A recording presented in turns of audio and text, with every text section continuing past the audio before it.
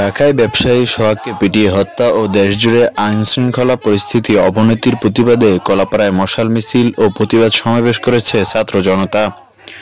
শনিবার রাত ৮টায় কেন্দ্রীয় শহীদ মিনার প্রাঙ্গণ থেকে মশাল মিছিলটি শুরু হয়।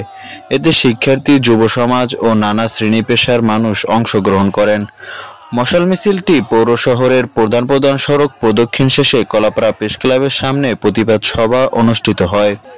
এ সময় বক্তব্য রাখেন নাজমুস সাকিব, নজরুল ইসলাম, তানজিল জামান জয়। সমাবেশে বক্তারা বলেন, একজন সাধারণ ব্যবসায়ীকে প্রকাশ্যে পিটিয়ে হত্যা বর্বরতা ও নৃশংসতার দৃষ্টান্ত। প্রশাসনের নিষ্ক্রিয়তা এবং রাজনৈতিক প্রভাব খাটিয়ে অপরাধীদের রক্ষা করার প্রবণতা আমাদেরকে উদ্বিগ্ন করে তুলছে। বর্তমান সরকার এসব চাঁদাবাজি বন্ধে ব্যর্থ হয়েছে। এদেরকে কঠোর হাতে দমন করতে না পারলে আমরা কঠোর কর্মসূচি দিতে বাধ্য হব। আহসানুল্লাহ, নিউজ ডেস্ক, কলাপাড়ার কথা।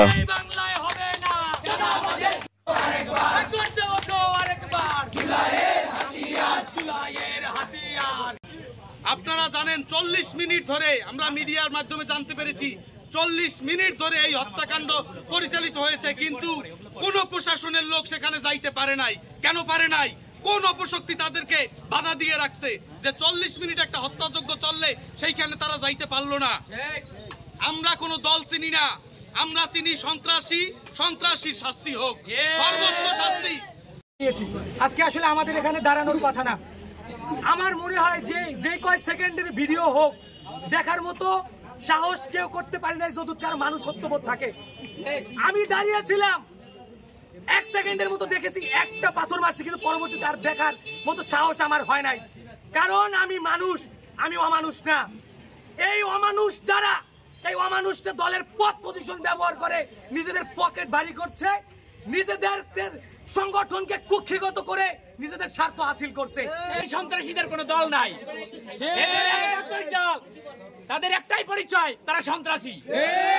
এই জন্য যে সকল সংগঠনের সদস্যরা চাঁদাবাজির সাথে জড়িত, আপনাদের তরফ থেকে আপনারা সাংগঠনিক ব্যবস্থা গ্রহণ করেন। শুধু বহিষ্কারই নয়, এরপরও আপনারা আপনাদের সাংগঠনিক ব্যবস্থা গ্রহণ করবেন। একটা ঘটনার পরে তারপরে কেন তার বিরুদ্ধে ব্যবস্থা নেওয়া হয়? আপনারা আগে থাকতে প্রত্যেকটা জেলায়, প্রত্যেকটা উপজেলায় লিস্টি করেন কারা আপনাদের দলের নাম ভাঙিয়ে চাঁদা তোলে, কারা আপনাদের এই চাঁদা তুলতে, সেগুলো লিস্টি করেন। কারণ দেখবেন কোন সাধারণ মানুষ চাঁদাবাজি করে না, তারা পথ ব্যবহার করে চাঁদাবাজি করে। কলাপাড়ায় যদি কোনো চাঁদাবাজি করার চেষ্টা করে, কলাপাড়ার স্বাস্থ্য সমাজ, কলাপাড়ার স্বাস্থ্য সমাজ তার রুখে দাঁড়াবে ইনশাল্লাহ।